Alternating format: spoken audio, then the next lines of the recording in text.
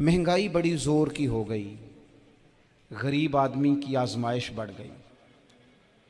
हमेशा महंगाई से गरीब लोग मुतासिर होते हैं। अमीरों की तो चीज़ें महंगी हो जाती हैं, वो तो सिंगल उन्होंने जमा की होती हैं, महंगी होती हैं तो डबल में बेचते हैं। गरीब पिसता है। लेकिन दुख की बात यह है कि हम एक दूसरे का साथ नहीं देते। मकरूज ज़हनी अजियत का शिकार है।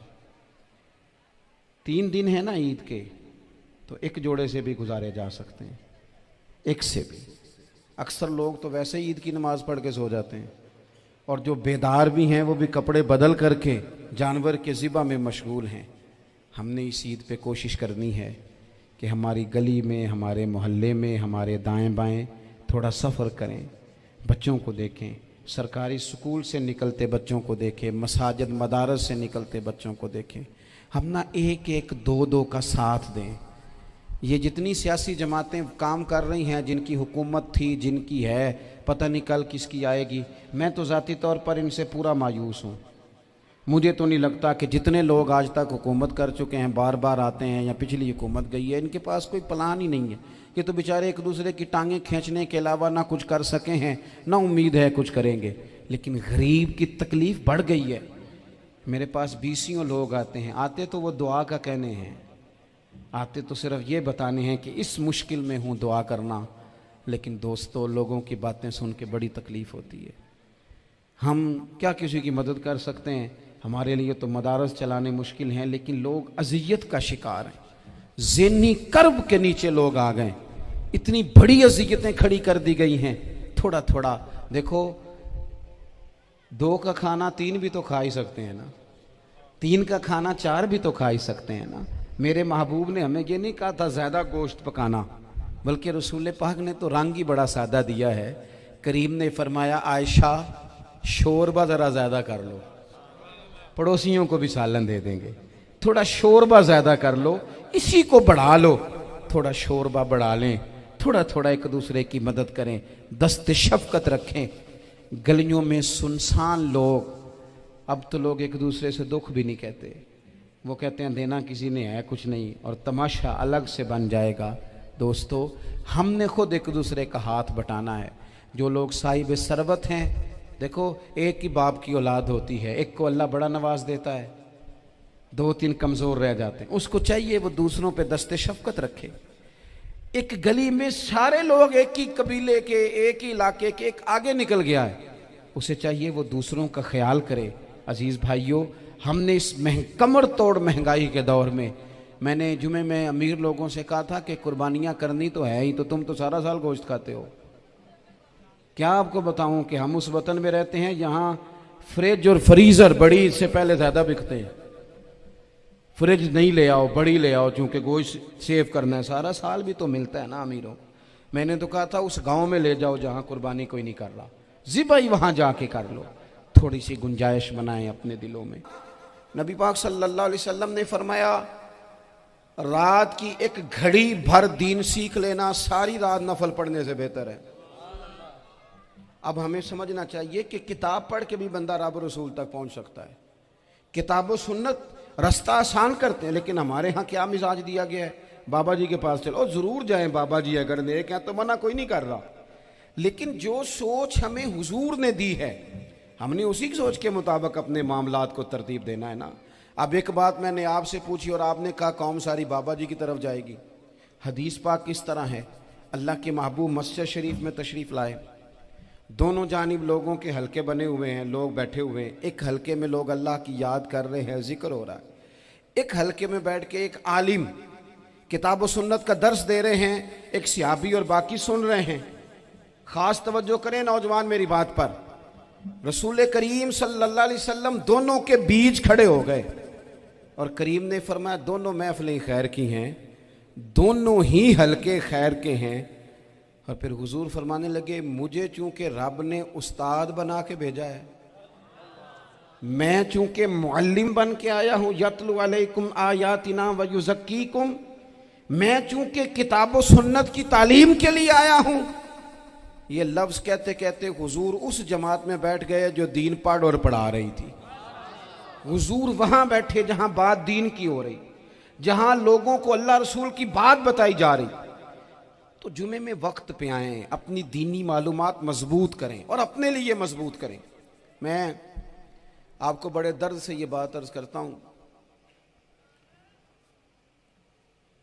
अगर दिन में 100 लोग मसला पूछते हैं ना शरीयत का, तो उनमें 95 लोग वो होते हैं जो तलाक का मसला पूछते हैं। वालिद साहब ने, बेटी के वालिद साहब ने 2 महीने पहले ऑर्डर दिया होता है फर्नीचर का।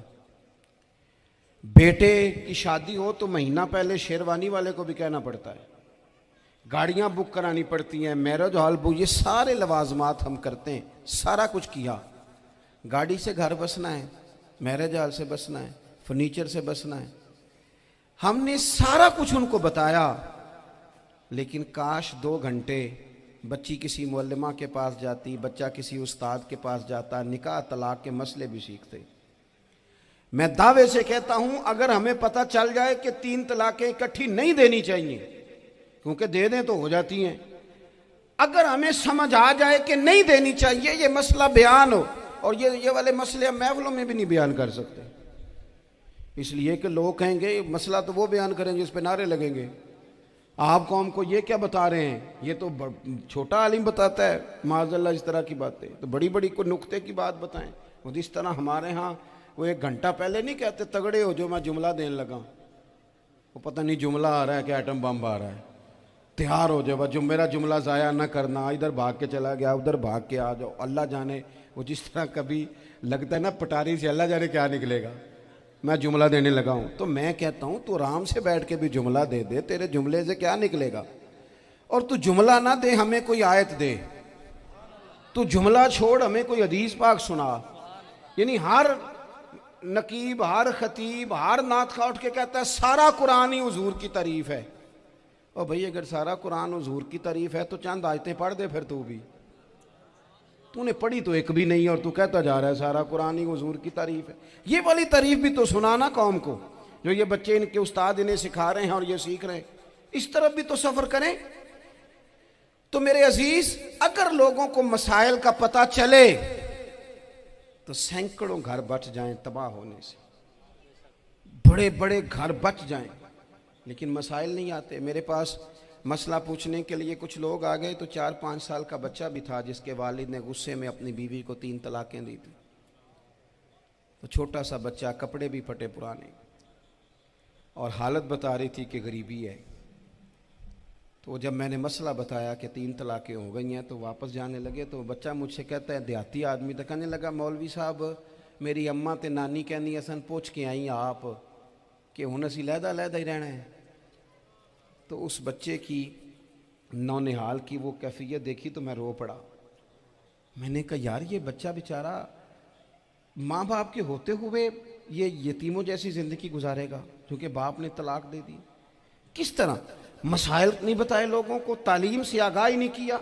और इसमें बहुत बड़ा जुल्म है उन लोगों का भी जो जनाजे पे खड़े होके तो कह देते हैं, मेरी तरह के लोग अच्छे उलमा की बात नहीं करता, वो कह देते हैं देखो जी लोगों को जनाजा नहीं आता। भैया आपने किस दिन इशा के बाद क्लास लगाई थी जनाजा सिखाने की? ये तो आपने कह दिया लोगों को कुरान जी ठीक नहीं आता।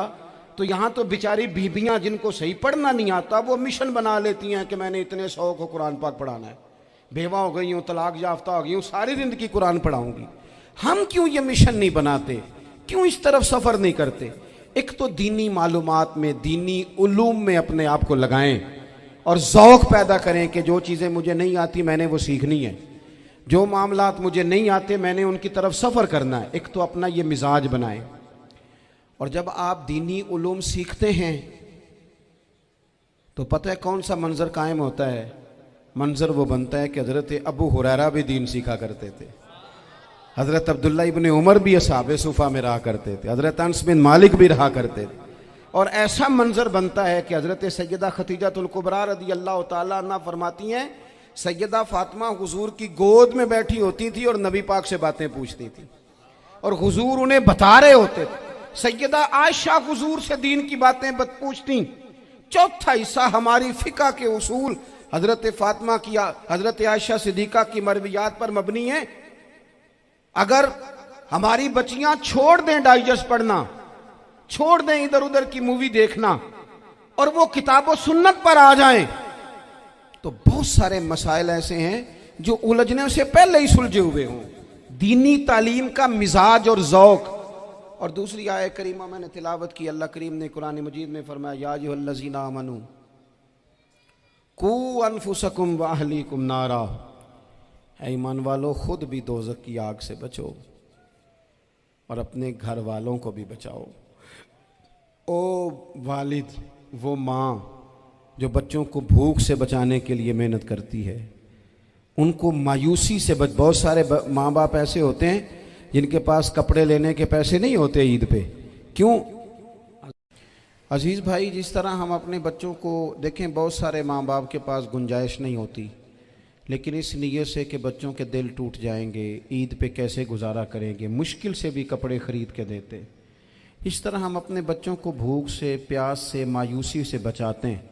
इस तरह हमारे रब ने हमारे ज़िम्मे लगाया है कि तुम अपने बच्चों को कोशिश करो दोज़ख की आग से बचाने की। हज़रत उमर फ़ारूक रदी अल्लाह ताला अन्हु ने अर्ज़ किया था, या रसूल अल्लाह सल्लल्लाहु ताला अलैहि वसल्लम, इस आया करीमा का माना क्या है? तो महबूब करीम अलैहिस्सलाम ने फरमाया, उमर, जिन चीज़ों का अल्लाह तुम्हें हुक्म देता है तुम अपने घर वालों को उन चीज़ों का हुक्म दो। जिन चीज़ों से रब रसूल तुम्हें मना करते हैं अपने घर वालों को उनसे रोको। अपने घर के अंदर निफाज़े दीन करने की कोशिश करो। मेरे भाई, बहुत ज़्यादा आजमाइश है हमारे घरों में, बेचैनियाँ हैं, इज़्तिराब है, बच्चों में सख्ती है, बहन भाई एक दूसरे के साथ लड़ते हैं, मिजाजों में तलखी आ गई। क्यों भला? इसलिए कि माँ बाप को जो बेहतरीन किरदार और जो हसीन तरीका घर में अपनाना चाहिए था, बच्चे तकरीर बाहर से सुनते हैं लेकिन वो फॉलो अपने माँ बाप को करते हैं। अगर माँ बाप में हौसला हो, सब्र हो, इत्मीनान हो, खुददारी हो, थोड़े पर गुजारा करने का मिजाज हो। देखे ना, आज डिप्रेशन है, टेंशन है, पैनिक अटैक्स हैं, बड़ी सारी चीज़ें आ गई हैं। क्यों भला? सब्र नहीं, तहम्मुल नहीं, बुर्दबारी नहीं। आजमाए। एक दिन एक बच्चा मेरे पास आ गया मदरसे का और आके वो रोने लगा। मेरे घर वाले कहने लगे, खाना छोड़ दें, पहले इसकी बात सुन ले। मैंने कहा, पुत्र क्या हुआ? किसी ने मारा है? किसी उस्ताद ने? कहने लगे, नहीं हजरत, घर फ़ोन किया था तो मेरी अम्मा और अब्बा की लड़ाई हो रही है। बच्चा कांप रहा है, टांगे कांप रही हैं। मैंने कहा, क्या हो क्या गया तुम्हें पुत्र? लड़ाई हो रही है तो घरों में हो ही जाती है। कहने लगे, नहीं, आपको पता नहीं, वो बड़ा सख्त लड़ते हैं। मेरे वालिद जब मेरी वालदा को मारने के लिए आगे बढ़ते हैं तो हम सारे चारपाइयों के नीचे छुप जाते हैं। हमें खौफ आता है, वो मंजर खतरनाक होता है। ये कौन तकलीफ दे रहा है अपने बच्चों को? यहाँ बैठे, हमारे यहाँ मीलों दूर रहते थे उसके घर वाले, तो वो तकलीफ में था, तो घर में क्या कैफियत होगी? अगर हौसला हो, सब्र हो, कनात हो, अल्लाह के दिए हुए थोड़े रिस्क पर हमें राजी रहना आता हो, हमारे घरों में सुकून आए, इत्मीनान आए। हम जो ज़िंदगी बड़ी खुशी खुशी गुजार सकते हैं, हमारे मिजाजों का लालच, हमारी तबीयतों की बेराह रवी, हमारी झूठी अना का बुत, उन सारी चीज़ों को ख़त्म कर देता है। अपनी ज़िंदगी के अंदर अगर हम वो किरदार अपने बच्चों को दें, जिस किरदार में मोबाइल भी हो, जिसमें गाड़ी भी हो, जिसमें पैसे भी ला के अब्बा दराज में रखता हो, लेकिन वालिद का घर में मुसल्ला भी मौजूद हो, उसकी कोई तस्बीह भी हो, वो ये भी कहता हो कि खुदा ने अपने फजल से आज 5,000 दिया है तो इसमें 1,000 गरीबों का भी है, इसमें थोड़ा सा मैंने अल्लाह की रिजा के लिए भी रखा है। अगर कोई मुश्किल आ जाए तो वो बाप और माँ को सब्र करता हुआ देखते हो। अगर एक बाप कर बात करे तो दूसरा बर्दाश्त करता हो। खुदारा अपनी औलादों को इस अजियत का शिकार न करो। अपने घरों के अंदर वो खुददारी, वो प्यार, वो वक़ार, वो मोहब्बत, वो अंदाज। आप थके हुए हैं, कोई शक नहीं, आप बहुत सारे मसाइल का बाहर शिकार होंगे, कोई शक नहीं, लेकिन आप बाहर से थक के आए हैं। और अगर आप बाहर अपनी फैक्ट्री के मालिक हैं और दफ्तर के बड़े हैं तो घर में भी तो आप बड़े हैं ना। आपकी माँ भी तो इंतज़ार कर रही है, उसने भी तो दुखड़ा सुनाना है ना आपको। आप ये देखिए कि आपके बच्चे भी तो इंतज़ार कर रहे हैं, वो चाहते हैं कि अब्बा आके बैठे तो हम उनके सीने पे चढ़ के थोड़ा खेलें।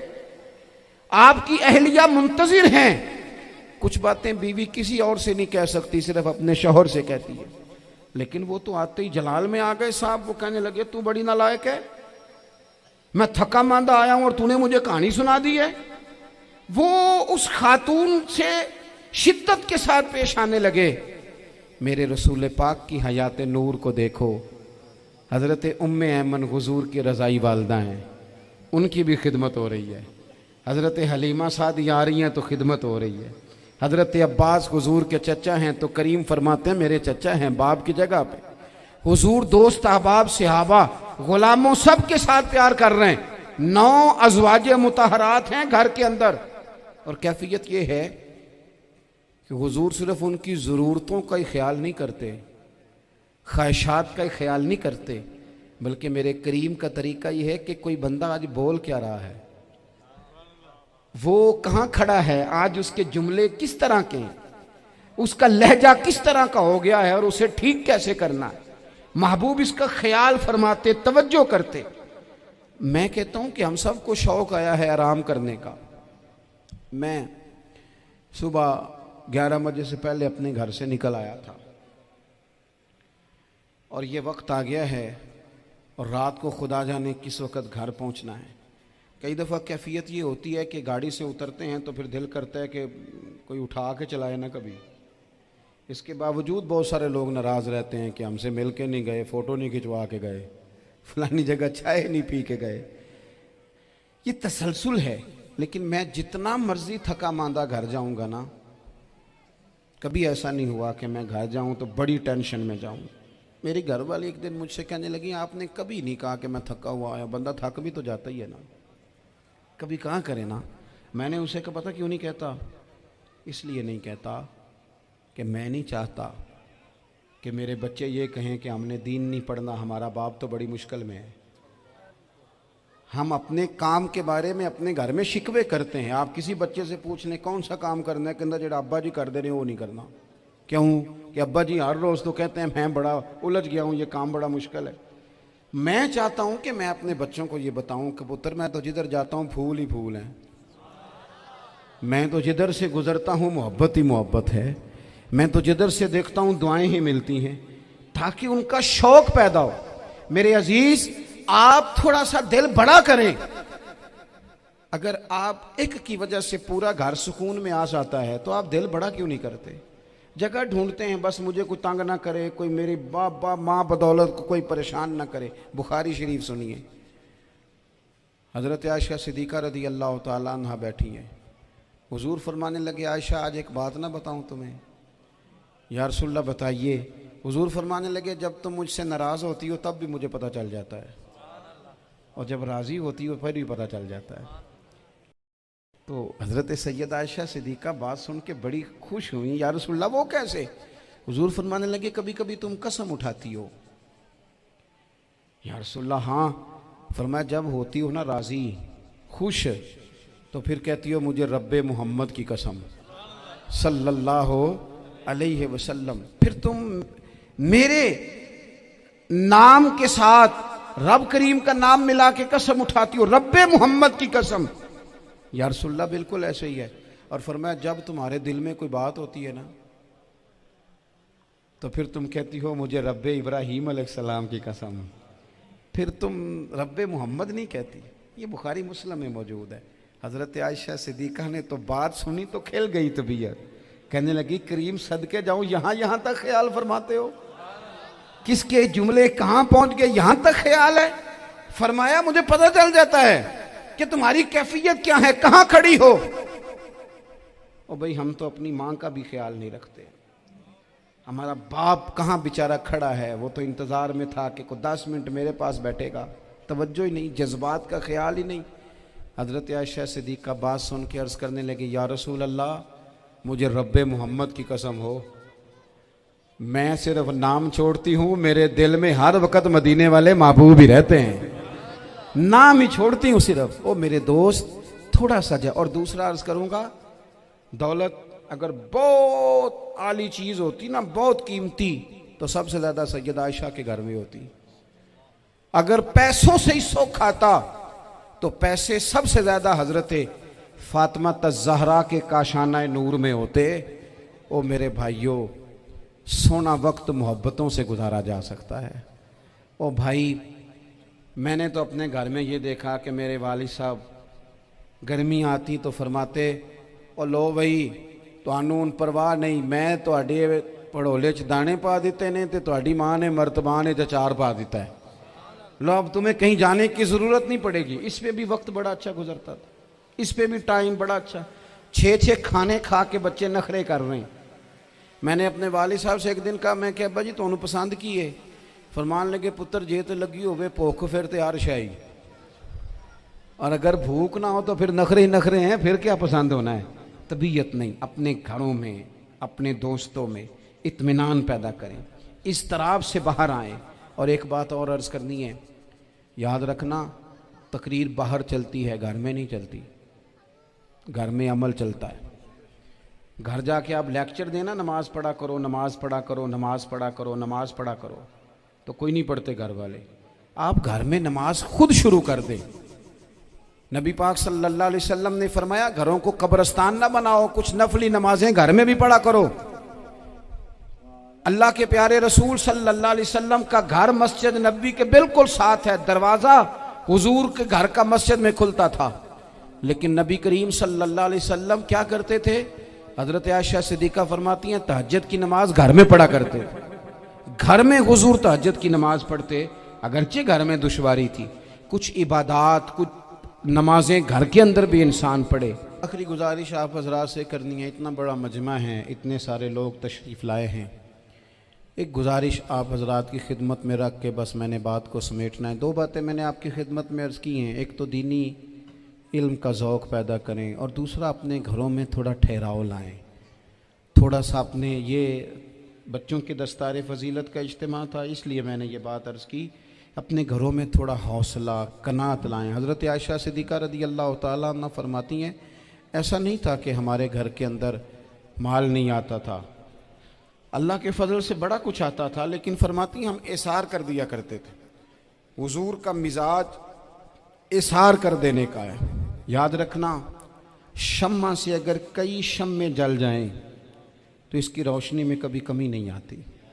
हज़ारों दिए भी जल जाएं तो ये दिए मांद नहीं पड़ते। महंगाई बड़ी ज़ोर की हो गई, गरीब आदमी की आजमाइश बढ़ गई। हमेशा महंगाई से गरीब लोग मुतासिर होते हैं। अमीरों की तो चीज़ें महंगी हो जाती हैं, वो तो सिंगल उन्होंने जमा की होती हैं, महंगी होती हैं तो डबल में बेचते हैं। गरीब पिसता है। लेकिन दुख की बात यह है कि हम एक दूसरे का साथ नहीं देते। मकरूज़ ज़हनी अज़ियत का शिकार है। 3 दिन है ना ईद के, तो एक जोड़े से भी गुजारे जा सकते हैं, एक से भी। अक्सर लोग तो वैसे ही ईद की नमाज़ पढ़ के सो जाते हैं, और जो बेदार भी हैं वो भी कपड़े बदल करके जानवर के ज़िबा में मशगूल हैं। हमने इस ईद पे कोशिश करनी है कि हमारी गली में, हमारे मोहल्ले में, हमारे दाएं बाएं थोड़ा सफ़र करें, बच्चों को देखें, सरकारी स्कूल से निकलते बच्चों को देखें, मसाजिद मदारस से निकलते बच्चों को देखें। हम ना 1-1, 2-2 का साथ दें। ये जितनी सियासी जमातें काम कर रही हैं, जिनकी हुकूमत थी, जिनकी है, पता नहीं कल किसकी आएगी। मैं तो ज़ाती तौर पर इनसे पूरा मायूस हूँ। मुझे तो नहीं लगता कि जितने लोग आज तक हुकूमत कर चुके हैं, बार बार आते हैं या पिछली हुकूमत गई है, इनके पास कोई प्लान ही नहीं है। ये तो बेचारे एक दूसरे की टांगें खींचने के अलावा ना कुछ कर सके हैं, ना उम्मीद है कुछ करेंगे। लेकिन गरीब की तकलीफ़ बढ़ गई है। मेरे पास 20 लोग आते हैं, आते तो वो दुआ का कहने हैं, आते तो सिर्फ ये बताने हैं कि इस मुश्किल में हूँ, दुआ करना। लेकिन दोस्तों, लोगों की बातें सुन के बड़ी तकलीफ़ होती है। हम क्या किसी की मदद कर सकते हैं? हमारे लिए तो मदारस चलाने मुश्किल हैं, लेकिन लोग अज़ियत का शिकार हैं। ज़हनी कर्ब के नीचे लोग आ गए, इतनी बड़ी अज़ियतें खड़ी कर दी गई हैं। थोड़ा थोड़ा देखो, 2 का खाना 3 भी तो खा ही सकते हैं ना, 3 का खाना 4 भी तो खा ही सकते हैं ना। मेरे महबूब ने हमें ये नहीं कहा था ज़्यादा गोश्त पकाना, बल्कि रसूल पाक ने तो रंग ही बड़ा सादा दिया है। करीम ने फरमाया, आयशा शोरबा ज़रा ज़्यादा कर लो, पड़ोसियों को भी सालन दे देंगे। थोड़ा शोरबा ज़्यादा कर लो, इसी को बढ़ा लो, थोड़ा शोरबा बढ़ा लें, थोड़ा थोड़ा एक दूसरे की मदद करें, दस्त शफकत रखें। गलियों में सुनसान लोग, अब तो लोग एक दूसरे से दुख भी नहीं कहते, वो कहते हैं देना किसी ने है कुछ नहीं, और तमाशा अलग से बन जाएगा। दोस्तों, हमने खुद एक दूसरे का हाथ बटाना है। जो लोग साहिब सरवत हैं, देखो एक ही बाप की औलाद होती है, एक को अल्लाह बड़ा नवाज देता है, 2-3 कमज़ोर रह जाते हैं, उसको चाहिए वो दूसरों पे दस्ते शफकत रखे। एक गली में सारे लोग एक ही कबीले के, एक ही इलाके के, एक आगे निकल गया है, उसे चाहिए वो दूसरों का ख्याल करे। अजीज़ भाइयों, हमने इस कमर तोड़ महंगाई के दौर में, मैंने जुमे में अमीर लोगों से कहा था कि कुर्बानियाँ करनी तो है ही, तो तुम तो सारा साल गोश्त खाते हो। क्या आपको बताऊं कि हम उस वतन में रहते हैं जहाँ फ्रिज और फ्रीज़र बड़ी से पहले ज़्यादा बिकते हैं। फ्रिज नहीं ले आओ, बड़ी ले आओ, चूँकि गोश्त सेव करना है, सारा साल भी तो मिलता है ना अमीरों को। मैंने तो कहा था उस गांव में ले जाओ जहाँ कुर्बानी कोई नहीं कर रहा, ज़िबाई वहाँ जाके कर लो। थोड़ी सी गुंजाइश बनाएं अपने दिलों में। ये ज़रूरी नहीं कि सामने वाला आपका शुक्रिया भी अदा करे। हज़रत आयशा सिद्दीक़ा रज़ी अल्लाह ताला अन्हा, अम्मा जी एक कनीज़ रखी हुई थी, हज़रत उस्मान गनी ने दी थी कि आपकी खिदमत करेंगी, तो वो कनीज़ कहती है कि अम्मा जी तो मेरी भी रोटियां पका देती थी, वो तो मेरे लिए भी खाने का अहतमाम कर देती थी, लेकिन कोई दरवाज़े पे अगर मांगने आता तो हज़रत आयशा सिद्दीक़ा मुझे कहती इसे खैरात दे आओ। तो मैं कहती अम्मा जी ये काम तो लोग दौड़ के करते हैं और आप ये मुझे कह रही है मैं कर दूं? तो हज़रत आयशा फरमाती जब कोई बंदा किसी को देता है तो वो शुक्रिया अदा करता है। मैं चाहती हूँ वो शुक्रिया भी तेरा ही अदा कर जाए, मैंने जो अजर लेना है वो रब की बारगाह से लेना है। तो मेरे भाई अपनी ज़िंदगी में थोड़ा सा तो दिल बड़ा करें, थोड़ी थोड़ी गुंजाइश पैदा करें। और ये ज़रूरी नहीं कि उस बंदे का आपसे बड़ा अच्छा सलूक ही हो, ना भी हो उस गरीब का सलूक अच्छा, तो बाज़-औक़ात बंदा गरीबी में तल्ख भी तो हो ही जाता है ना। बाज़-औक़ात इंसान पे गुर्बत ज़्यादा आ जाए तो उसकी तबीयत भी तो, बीमार आदमी सख्त भी तो हो जाता है। तो मेरी आपसे ये गुजारिश है कि ये जो दिन चल रहे हैं वो हमारे यहाँ हमारे हुक्मरान कहते हैं मज़ीद सख्त फ़ैसले करने पड़ेंगे। वो मैंने कहा तुम्हारे लिए तो आसान है, इसलिए कि तुम तो जिस दफ्तर में बैठ के फ़ैसला करते हो उसकी तो बत्ती कोई नहीं जाती, तुम्हें क्या पता हो, वहाँ तो एसी भी 1 मिनट के लिए बंद नहीं होता। ये तो उससे पूछो बाप से कि जो ईद से पहले अपनी बीवी से मशवरा कर रहा है कि ईद आ गई है, अगर बेटी के घर कपड़े ना भेजे तो उसकी सास बातें करेगी। ये छोटी ईद गुजरी थी ना, तो हमारे यहाँ कुछ लोग समझते हैं कि सखावत सिर्फ रमज़ान में ही करनी है, और रमज़ान में सवाब ज़्यादा है, वरना राशन वंडन वाले लोग को ईदों बाद भी भूख लग दीजिए, ईद के बाद भी उसी तरह ही गरीब के साथ पेट होता है, लेकिन तवज्जो नहीं। एक तो ज़ौक़ इल्म पैदा करें, एक अपने घर में इत्मीनान का माहौल लाएं। तीसरी गुजारिश ये है कि महंगाई और सख्ती के इस दौर में अपने मुसलमान भाइयों का, अजीज़ों का, अहले मोहल्ला का हाथ बटाएं, प्यार करें। अल्लाह के हुजूर दुआ है अल्लाह हमारी इस हाज़री को कबूलियत का शरफ़ अता करे। आखिर दावा या अनिल हम्दुलिल्लाहि रब्बिल आलमीन।